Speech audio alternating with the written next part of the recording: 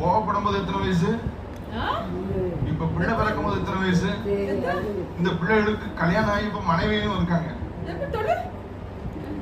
நோவாவுக்கு ஜலப்பிரளயத்தை கொண்டு அழிக்க போக கர்த்தர் நேரிடும் பொழுது நோவாவுக்கு 600 வயது நெருங்கி 500 ஆண்டுகள் கர்த்தர் பொறுமையாய் காத்திருக்கிறார். எத்தனை ஆண்டுகள்? 500 years.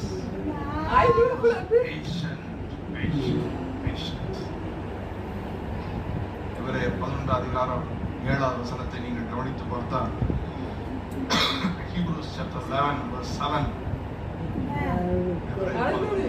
விசுவாசத்தினாலே நோவா தன் காலத்திலே காணாதவளை குறித்து தேவ எச்சரிப்பை பெற்ற